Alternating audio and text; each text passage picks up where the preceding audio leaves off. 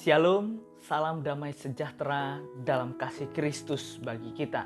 Saudara, dalam video ini kita akan membahas lanjutan tentang video yang sudah diunggah sebelumnya, yaitu tentang klaim bahwa Yesus bersahadat. Saudara, mari kita perhatikan di dalam video yang ke-6. Mari saudara, kita langsung saja simak video ini. Yang keenam, di dalam Markus 11 ayat 22 versi tahun 1912. Tapi ayatnya harus dibaca dari ayat ke-21, lalu 22 dan 23 untuk pelengkap saja ya. Dan saya akan bacakan semuanya biar jelas nih maksudnya ya. Di dalam versi tahun 1912 dikatakan ayat ke-21-nya, "Teringatlah Petrus akan hal itu. Lalu ia berkata kepadanya, 'Ya Guru, lihatlah pohon ara itu yang kau kutuk sudah mengering,' kata Petrus ya. Sabda Isa kepadanya, 'Percayalah kepada Allah. Sesungguhnya aku berkata kepadamu, siapa yang berkata kepada gunung itu, terangkatlah dan tercampakkanlah ke laut, tanpa merasa ragu, tapi benar-benar percaya bahwa apa yang dikatakannya itu akan terjadi, maka hal itu akan terjadi kepadanya.'" Bisa nggak nih katanya punya iman, saya mengikuti Yesus sebagai Tuhan dan Allah, saya percaya bahwa Yesus adalah Sang Penyelamat, dan saya yakin iman orang Kristen ini tidak ada yang sebesar biji sesawi. Kalaupun memang ada, harusnya bisa memindahkan Gunung Bromo ke tengah laut, Selat Sunda ya, diganti itu ya, anak Krakatau diganti jadi Bromo, Bromo diganti jadi Krakatau. Itu baru saya masuk lagi Kristen. Nah, maka dari itu ya, di ayat ke-22, percayalah kepada Allah. Artinya Yesus mengakui, Yesus mendeklarasikan, Yesus mengungkapkan, Yesus memberikan kesaksian kepada Petrus atau murid-muridnya dengan mengatakan percayalah kepada Allah. Tadi apa arti kata syahadat? Memberikan pengakuan, memberikan kesaksian bahwa tidak ada Tuhan selain Allah Bapa di surga. Nah, saudara yang terkasih dalam Tuhan kita Yesus Kristus, dalam video yang ke-6, beliau membahas tentang kitab Markus pasal yang ke-11 ayat yang ke-22. Dan menurut pernyataan beliau, kita harus perhatikan ayat 21 sampai dengan ayat yang ke-23. Mari kita perhatikan Alkitab kita. "Maka teringatlah Petrus akan apa yang telah terjadi. Lalu ia berkata kepada Yesus, 'Rabi, lihatlah pohon ara yang kau kutuk itu sudah kering.' Ayat 22, Yesus menjawab mereka, 'Percayalah kepada Allah.' Ayat 23, 'Aku berkata kepadamu, sesungguhnya barang siapa berkata kepada gunung ini, beranjaklah dan tercampaklah ke dalam laut, asal tidak bimbang hatinya tetapi percaya bahwa apa yang dikatakannya itu akan terjadi, maka hal itu akan terjadi baginya.'" Nah, saudara yang terkasih dalam Tuhan, di dalam ayat yang ke-22 ini adalah klaim bahwa Yesus bersahadat. Benarkah demikian, saudara? Itu adalah sesuatu yang tidak benar. Mari saudara kita perhatikan konteksnya. Konteks Alkitab berbicara dalam perikop pohon ara yang sudah kering, dan ada terusan di situ nasihat Yesus tentang doa. Artinya apa, saudara? Tuhan Yesus mengajar murid-muridnya tentang doa. Berarti jelas dari perikop ini saja bukan Yesus bersahadat. Nah, saudara, kalau kita perhatikan ayat 22, Yesus menjawab mereka, "Percayalah kepada Allah." Mengapa Yesus berkata demikian? Hanya orang beriman yang ngerti tentang Yesus, yang mengenal Yesus dengan baik. Ingat saudara, bahwa ketika kita memperhatikan Yesus, kita memperhatikan dua sisi dari Yesus. Yaitu yang pertama, Yesus adalah manusia sejati dan Yesus adalah Allah yang sejati. Nah, artinya saudara, Yesus berbicara tentang dirinya sendiri. Berarti di sini mengatakan seperti ini, Yesus menjawab mereka, "Percayalah kepada Allah," dan Allah itu adalah Yesus. Ingat saudara, di dalam Yohanes pasal yang ke-10 ayat yang ke-30, Di situ dituliskan bahwa aku dan Bapa adalah satu. Artinya Yesus dan Bapa itu adalah satu, yaitu adalah Allah. Nah, saudara, mari kita perhatikan di dalam berikutnya. Dijelas dalam video itu menyinggung dalam ayat yang ke-23. Aku berkata kepadamu, sesungguhnya barang siapa berkata kepada gunung ini, beranjaklah dan tercampaklah ke dalam laut, dan seterusnya. Nah, ayat ini kata beliau dalam video tadi menyatakan bahwa orang Kristen kurang beriman. Tidak bisa memindahkan gunung. Kalau katanya beriman bisa pindahkan Bromo dan pindahkan Krakatau dan lain sebagainya. Nah, saudara, makanya untuk memahami hal ini harus sekolah dengan baik, harus belajar dengan baik. Ingat saudara, ada beberapa gaya bahasa yang digunakan oleh Tuhan Yesus. Nah, dalam bagian ini Yesus memakai gaya bahasa hiperbola. Apa itu hiperbola? Orang sekolah pasti tahu. Kalau nggak sekolah ya nggak ngerti. Nah, bahasa hiperbola itu adalah gaya bahasa yang melebih-lebihkan. Artinya Yesus sedang berbicara bahwa engkau harus beriman, engkau harus memiliki keyakinan. Makanya saudara, ayat yang ke-24 di situ dituliskan, karena itu aku berkata kepadamu, apa saja yang kamu minta dan doakan, percayalah bahwa kamu telah menerimanya, maka hal itu akan diberikan kepadamu. Artinya Yesus mau menekankan, percayalah, berimanlah, milikilah keyakinan kepada Allah ketika kamu berdoa. Jangan bimbang hatimu. Bukan berarti kita harus pindahin Krakatau. Apa yang terjadi kalau Krakatau pindah ke Bromo? Oh, bahaya saudara, kiamat. Oleh sebab itu mari kita belajar, pelajarilah konteksnya, gaya bahasa yang digunakan oleh Yesus, sehingga kita memiliki pemahaman yang benar. Nah, saudara, kita akan lanjut dalam video yang ke-7. Mari saudara kita simak videonya. Masya Allah, ini keren banget nih yang ke-7 nih ya. Di dalam Markus 12 ayat 29, versi LAI terjemahan baru. Jawab Yesus, hukum yang paling utama atau hukum yang terutama, dengarlah.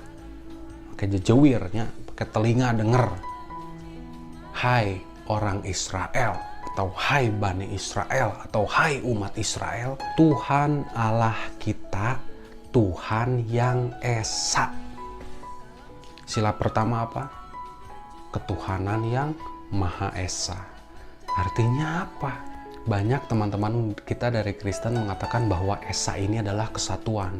Kesatuan antara Allah, Anak, dan Roh Kudus. Menjadi satu yang Esa. Makanya punya Kamus Besar Bahasa Indonesia, udah punya Google kan, cek coba apa arti kata Esa menurut KBBI. Jadi kalau ada yang mengatakan kesatuan, waduh ini kayaknya orang kadepuk nih ya yang ngomong kayak gini ya. Nah, jadi kalau ada yang mengatakan Esa ini kesatuan, waduh ya gak lulus sekolah kayaknya. Saya aja yang gak sekolah bisa gitu ya mengartikan apa itu Esa. Our God, our Lord is one God, is one Lord. Yang artinya Yesus bersyahadat, mengakui, mendeklarasikan, memberikan kesaksian bahwa Tuhan itu hanya satu. Tadi apa arti kata syahadat? Memberikan pengakuan, memberikan kesaksian bahwa tidak ada Tuhan selain Allah Bapa di surga. Setuju? Masya Allah. Nah, saudara yang terkasih dalam Tuhan, dalam video yang ke-7, beliau membahas kitab Markus pasal yang ke-12, ayat yang ke-29. Di situ dituliskan, jawab Yesus, hukum yang terutama ialah, dengarlah hai orang Israel, Tuhan Allah kita, Tuhan itu Esa. Dan ini juga saudara dikatakan dalam video tadi adalah kalimat syahadat Tuhan Yesus. Nah, saudara, benarkah demikian? Saya sudah menjelaskan saudara bagian ini di mana kitab Injil itu Injil sinoptik itu dituliskan juga di dalam kitab-kitab Matius, Markus, dan Lukas. Nah, saudara, kalau kita perhatikan di situ, ayat ini saya sudah bahas di dalam kitab Matius, jadi kitab sebelumnya. Jadi jelas saudara, ini bukan kalimat syahadat Tuhan Yesus. Nah, ini coba saudara lihat video saya. Di dalam video ini mari kita simak pembahasan yang serupa dengan bagian ini. Mari kita lihat videonya. Jawab Yesus kepadanya, "Kasihilah Tuhan Allahmu dengan segenap hatimu dan dengan segenap jiwamu dan dengan segenap akal budimu. Itulah hukum yang terutama dan yang pertama." Nah, saudara, ini jelas saudara berbeda dengan apa yang ditafsirkan oleh video yang saya bagikan tadi. Nah, perhatikan saudara di dalam ayat yang ke-35. Dan seorang dari mereka, siapa ini mereka? Seorang ahli Taurat bertanya untuk mencobai Yesus. Kalau sudah mencobai, ini berarti menguji Yesus, mencari-cari kesalahan Tuhan Yesus. Nah, "Guru, hukum manakah yang terutama dalam hukum Taurat?" Jadi orang ahli Taurat ini bertanya kepada Yesus, "Guru, hukum manakah yang terutama dan hukum Taurat?" Lalu Yesus menjawab kepadanya, "Kasihilah Tuhan Allahmu dengan segenap hatimu dan dengan segenap jiwamu dan dengan segenap akal budimu." Ini berarti bukan menunjukkan Yesus itu bukan Tuhan, bukan. Tapi Yesus berkata, "Kasihilah Tuhan Allahmu." Bukan berarti Yesus menolak dirinya tuh bukan Tuhan, bukan ya. Anak sekolah minggu aja ngerti saudara bagian ini, saya pikir. Dan saya pikir netizen juga tahu deh ayat ini apa maksudnya. Nah, mari saudara, jangan kita tersesat memahami Alkitab. Pahami secara keseluruhan, mengerti, minta pimpinan Roh Kudus supaya tidak tersesat dan menyesatkan orang. Nah, saudara yang terkasih dalam Tuhan, jadi jelas ya bagian ini bukan merupakan kalimat syahadat Tuhan Yesus. Jadi mari kita belajar dengan baik supaya kita mengerti tentang kebenaran. Saudara yang terkasih dalam Tuhan, mari kita perhatikan video yang berikutnya. Mari saudara kita simak video ini. Lanjut ya, supaya makin jelas nih. Yang ke-8 di dalam Lukas 18 ayat 19. Versi LAI terjemahan baru dan juga versi 1912 ya, biar jelas. Jawab Yesus atau jawab Isa, "Mengapa engkau mengatakan aku baik? Mengapa engkau menyebut aku baik? Tidak ada seorang pun yang baik, kecuali Allah saja. Atau tidak ada seorang pun yang baik selain daripada Bapa saja."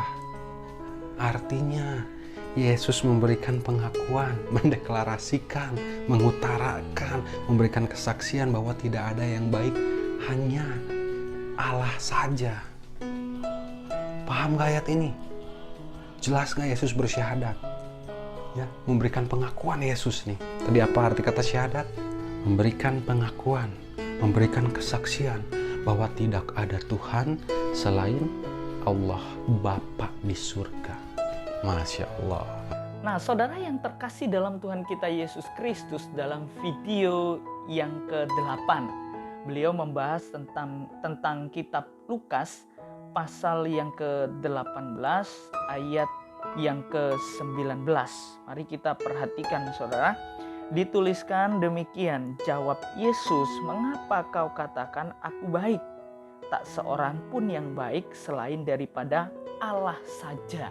Nah, ini katanya merupakan klaim juga bahwa Yesus adalah bersyahadat. Saudara, saya tidak berhenti untuk mengingatkan setiap kita orang-orang beriman, orang-orang percaya.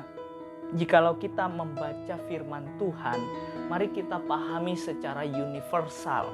Kita pahami dengan secara menyeluruh supaya kita mendapatkan apa yang tersirat di dalamnya. Nah, supaya kita juga tahu apa penekanan Yesus di dalam bagian ini. Saudara, mari kita perhatikan perikopnya. Yesus sedang berbicara tentang kerajaan Allah, yaitu orang kaya sukar masuk kerajaan Allah. Nah, saudara perhatikan ayat 18. Ada seorang pemimpin bertanya kepada Yesus, katanya, "Guru yang baik, apa yang harus aku perbuat untuk memperoleh hidup kekal?" Nah, di sini saudara ada seorang pemimpin. Nah, tentunya seorang pemimpin ini yang bertanya kepada Yesus, dia masih belum kenal tentang Yesus. Oleh sebab itu dia berkata, "Guru yang baik." Nah, sebenarnya saudara, ini ungkapan pertama kali baru kenal kepada seseorang adalah sebuah pujian kepada seseorang. Maka dari itu Yesus menjawabnya dalam ayat yang ke-19, "Mengapa kau katakan aku baik?" Bukan berarti Yesus tidak baik. Nah, ini cuma sebagai ungkapan yang baru kenal, seperti misal saudara kenal sama orang, "Weh, orang yang baik." Nah, maka dari itu orang yang baru kenal itu pasti akan menjawab, "Kenapa kau katakan aku baik?" Nah, jadi seperti itu saudara, bukan berarti dirinya tidak baik. Nah, lanjut saudara, tak seorang pun yang baik selain daripada Allah saja. Nah, sebenarnya saudara, Yesus ini ingin menyatakan dirinya bahwa hanya Allah yang baik. Oh, Yesus yang adalah Allah, dia adalah yang baik. Kembali saudara ke Yohanes 10 ayat yang ke-30, ingat bahwa Yesus dan Bapa adalah satu. Nah, saudara yang terkasih dalam Tuhan, sebenarnya penekanan konteks ini bukan di ayat yang ke-19, tetapi di dalam ayat yang ke-22. Nah, itulah sebenarnya konteksnya penekanan Yesus di dalam ayat yang ke-22. Saudara, mari kita perhatikan dulu bagian selanjutnya, ayat yang ke-20. "Engkau tentu mengetahui segala perintah Allah. Jangan berzina, jangan membunuh, jangan mencuri, jangan mengucapkan saksi dusta, hormatilah ayahmu dan ibumu." Lalu kata seorang pemimpin itu, "Semuanya itu telah kuturuti sejak masa mudaku." Nah, saudara, ini sudah dilakukan. Makanya Yesus berbicara di dalam ayat yang ke-22, mendengar itu Yesus berkata kepadanya, "Masih tinggal satu lagi yang harus kau lakukan. Jualah segala yang kau miliki dan bagi-bagikanlah itu kepada orang-orang miskin, maka engkau akan beroleh harta di sorga." Nah, apa saudara maksud Yesus berkata demikian? Nah, ini saudara menarik, ini pernyataan Tuhan Yesus yang sangat dalam sekali untuk kita pahami. Maka engkau akan beroleh harta di sorga. Jadi saudara, ingat saudara bahwa Yesus memenekankan orang yang mengenal Tuhan, di situ ia akan mempercayakan hidupnya dan hartanya kepada Tuhan. Sebaliknya saudara, orang yang tidak mengenal Tuhan, ia akan mempercayakan hidupnya kepada hartanya. Maka perhatikan, orang kaya yang sukar masuk surga, kerajaan surga ini, kerajaan Allah ini, mari kita perhatikan dalam ayat yang ke-23. Ketika orang itu mendengar perkataan itu, ia menjadi amat sedih sebab ia sangat kaya. Nah, artinya saudara, orang ini belum mengenal Tuhan, belum menyerahkan hidupnya dan hartanya kepada Tuhan. Nah, ingatlah saudara bahwa orang yang mencintai harta, disitulah hatinya berada. Nah, kalau kita perhatikan di dalam kitab Lukas pasal 12 ayat 34, "Karena di mana hartamu berada, di situ juga hatimu berada." Jadi jelas saudara, dalam memahami Alkitab dengan baik dan benar, mari kita belajar melihat konteks yang ada dan penekanan Yesus, apa yang ingin Yesus ajarkan kepada murid-muridnya, termasuk bagi setiap kita, orang-orang yang percaya dan beriman kepada Dia. Jadi saudara, kebanyakan orang memahami hanya satu ayat, dicomot terus ditafsirkan dengan pemikiran sendiri dan membawa kesesatan, lalu memberitakan tentang kesesatan. Oleh sebab itu mari kita pelajari Alkitab secara universal. Apa maksud Yesus dan penekanan Tuhan Yesus di mana? dan apa maksud penulis, maka kita akan mengalami yang namanya arti yang benar dalam Alkitab. Maka kita akan mengerti Alkitab dengan baik dan benar dan mempertumbuhkan iman percaya kita kepada Tuhan. Nah, saudara, demikian video ini supaya kiranya boleh menjadi berkat bagi setiap kita, pribadi lepas pribadi. Dan next time kita akan membahas bagian selanjutnya, tetap dalam topik Yesus bersahadat. Nantikan saudara videonya, dan kiranya Tuhan senantiasa memberkati setiap kita. Tuhan Yesus memberkati.